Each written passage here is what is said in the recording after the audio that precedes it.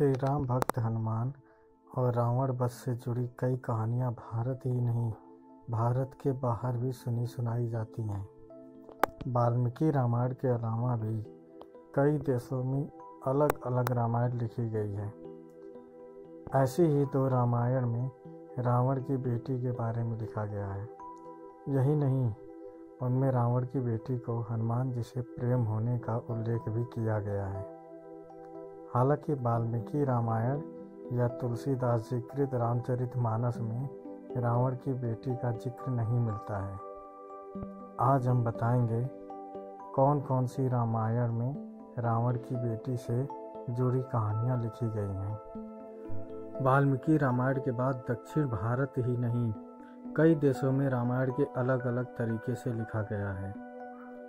इनमें से ज़्यादातर रामायण में श्री राम के साथ ही रावण को भी काफ़ी महत्व दिया गया है। दशानन रावण की बेटी स्वर्ण मत्स्य का शरीर सोने की तरह दमकता था, इसीलिए उसको स्वर्णमक्षा भी कहा जाता है। इसका शाब्दिक अर्थ होता है सोने की मछली। इसीलिए थाईलैंड और कंबोडिया में सुनहरी मछली को ठीक उसी तरह से पूजा जाता है जैसे चीन में ड्रैगन की पूजा होती है।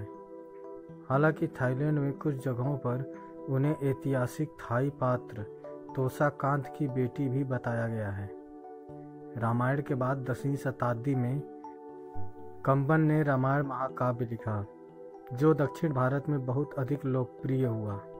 हालांकि ये स्पष्ट है कि दुनिया भर में लिखी गई सभी रामायण महर्षि वाल्मीकि की रचना से ही प्रेरित रही है, क्योंकि सभी रामायण में ना राम बदले, ना स्थान बदला, ना ही उनके उद्देश्य में कोई परिवर्तन हुआ।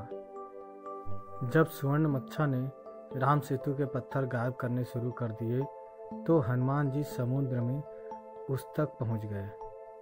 वाल्मीकि रामायण के थाई और कंबोडियाई संस्करणों के मुताबिक श्री राम ने लंका पर विजय अभियान के दौरान समुद्र पार करने के लिए नल और नील को सेतु बनाने का काम सौंपा।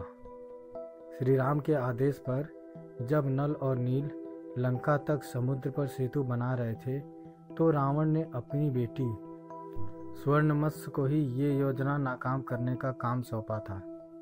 पिता की आज्ञा पाकर स्वर्णमक्षा ने वानर सेना की ओर से समुद्र में फेंके जाने वाले पत्थर और चट्टानों को गायब करना शुरू कर दिया। उसने इस काम के लिए समुद्र में रहने वाले अपने पूरे दल की मदद ली। रामकीयन रामायण और रामकेर रामायण में लिखा गया है कि जब वानर सेना की ओर से डाले जाने वाले पत्थर गायब होने लगे तो हनुमान जी ने समुद्र में उतरकर देखा कि आखिर ये चट्टानें जा कहाँ रही हैं। उन्होंने देखा कि पानी के अंदर रहने वाले लोग पत्थर और चट्टानें उठाकर कहीं ले जा रहे हैं। उन्होंने उनका पीछा किया तो देखा कि एक मत्स्य कन्या उनको इस कार्य के लिए निर्देश दे रही है। कथा में कहा गया है कि स्वर्णमक्षा ने जैसे ही हनुमान जी को देखा उनसे प्रेम हो गया।